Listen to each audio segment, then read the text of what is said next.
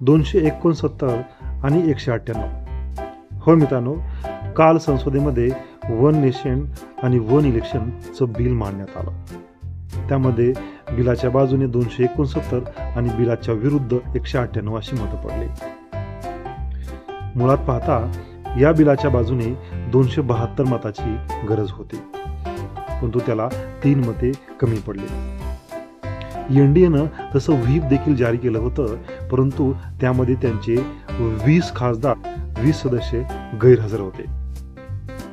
मित्रांनो, रामनाथ कोविंद यांच्या अध्यक्षतेखाली जी समिती नेमली होती त्या समितीने अहवाल दिला आणि या बिलाला एक गती मिळाली.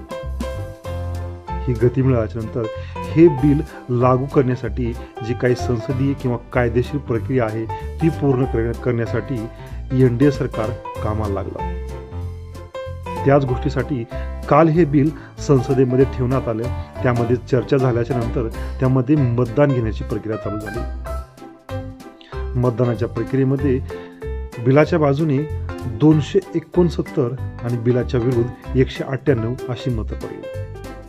मित्रांनो, वन नेशन आणि वन इलेक्शन म्हणजेच आपल्या पूर्ण भारतामध्ये विधानसभा आणि लोकसभा या दोन्हीच्या निवडणुका एकदाच घेणे, म्हणजे दिल्ली ते गल्ली एकदाच निवडणुका घेणे. त्याचबरोबर मित्रांनो, लोकसभा आणि विधानसभा यांच्या निवडणुका झाल्याच्या नंतर पुढील 3 महिन्यामध्ये म्हणजे 100 दिवसामध्ये स्थानिक स्वराज्य संस्थांच्या निवडणुका घेणे, म्हणजेच प्रत्येक 5 वर्षाला फक्त 3 महिनेच निवडणुकीचा कार्यक्रम राबवणे असे होय. मित्रांनो, हे बिल लागू करण्यासाठी नरेंद्र मोदी आणि अमित शहा हे खूप प्रयत्न करत आहेत आणि त्यांच्याच प्रयत्नांची पराकाष्ठा काल आपल्याला पाहाव्यास मिळाली.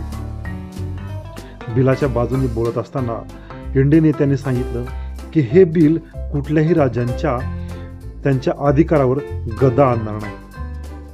राज्यांचं अस्तित्व तसंच राहील, परंतु हे बिल आपल्या भारताच्या अस्तित्वासाठी अतिशय महत्त्वाचं आहे. हे बिल लागू केल्याने देशाची संपत्ती, देशाचा वेळ वाचेल, तसेच संविधानाच्या प्रक्रियाजवळ हे बिल आहे असं देखील सांगण्यात आलं.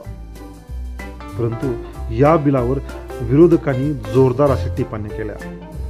विरोधकाचं म्हणणं आहे की हे बिल लागू केल्याच्या नंतर जे काही रिजनल पार्टीज आहेत त्या पार्टीजवर या बिलाचा परिणाम होईल. मित्रांनो, हे बिल अल्पसंख्याक विरोधी आहे असं देखील म्हणण्यात आलं. आता हे बिल पुढे JPC कडे म्हणजेच जॉईंट पार्लमेंटरी कमिशनकडे पाठवलेलं आहे. तेथून हे बिल आल्याच्या नंतर यावर परत एकदा चर्चा होऊन त्यावर मतदान. परंतु हे बिल लागू करण्यासाठी एनडीए सरकार खूप प्रयत्न करत आहे. येणाऱ्या काळामध्ये या बिलावरती काय होते ते आपण पाहूयात. धन्यवाद.